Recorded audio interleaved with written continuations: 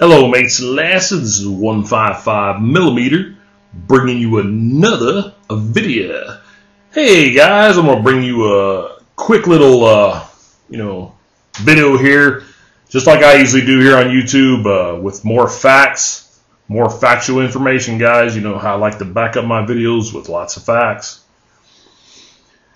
Okay. Hey guys, I put out a quick video tonight talking about basically how to spot a blown or frozen budget optic. It's not hard to do. Anybody who's had a little quality time of shooting under the belt automatically can spot this. Like I said, pretty much the people who can't spot it or don't know better are the guys who just started shooting, and I'm not talking down those guys. They just haven't been behind a scope, long enough to pretty much figure out what's going on.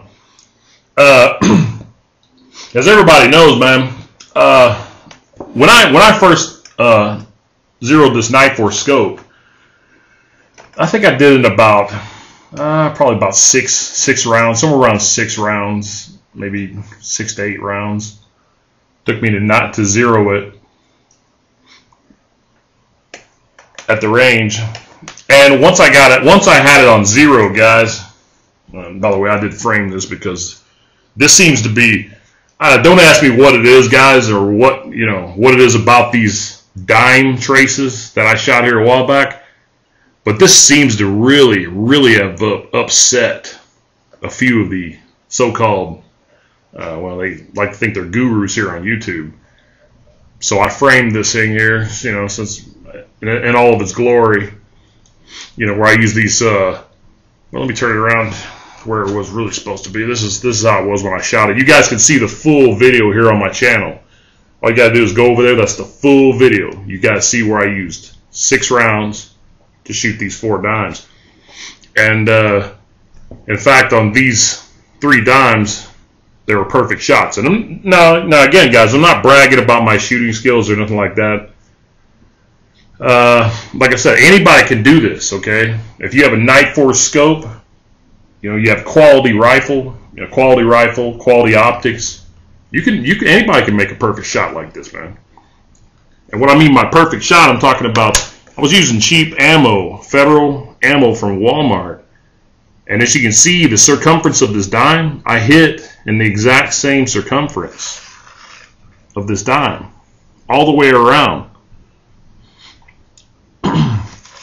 And see what that means.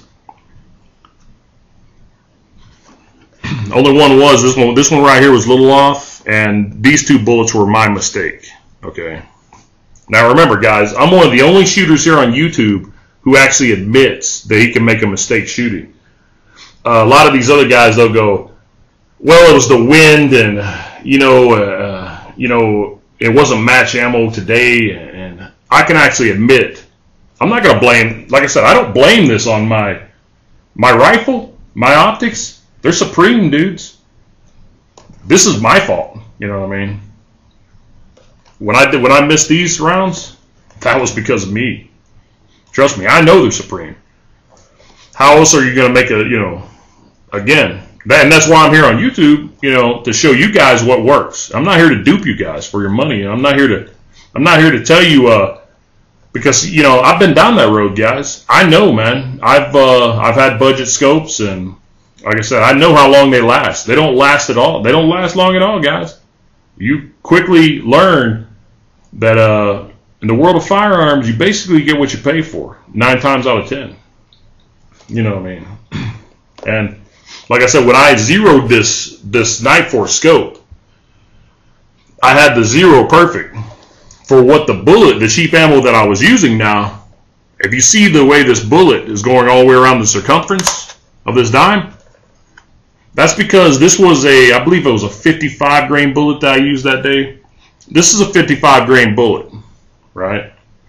Now, had I used a 75 grain match grade bullet, this bullet would have landed approximately about 1/8 of an inch in towards the center of the circumference of this dime. So I would have completely hit the dime at 100 yards. had I used, you know, the good match ammo. But like I said, I wanted to shoot with the, you know, regular stuff to show you guys, you know, basically what works and what you can do, man, with cheap ammo once you have the kind of equipment that you need, you know, to make those shots. You know, like I said, save you money and ammo in the long run. But again, focus on what I'm saying. I had this scope zeroed at 100. Once I turned the camera on, I showed you guys this video. My shots were precision, dudes, because I had it already zeroed before I turned the camera on. Now that's 9 times out of 10 what people do. Okay. Now, if someone turns the camera on, okay, and they show you their first target, and point of aim is here, point of impact is up here, that tells me it's either one of 3 things. That tells me either bad trigger pull, either bad fundamentals of riflemanship, or that tells me that the guy doesn't know how to zero the rifle. Okay? Or it tells me that the guy's scope blew. Okay? One of 3 things. Like I said, like I'm not here to talk bad about anybody. You know, when I see a shot group like this on YouTube, the first thing I automatically think is this guy just blew his scope. It just came apart on him. He maybe evidently fired so many rounds before he turned the camera on, trying to get the appropriate, you know, precision shot group, and the scope just came apart. A lot of times, 9 times out of 10, a scope will usually do that. With a 308, 30-06, even a 223, 5.56 like mine,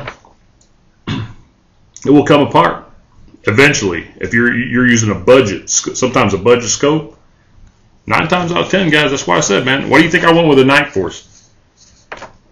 But I just wanted to show you guys, when you see point of aim here,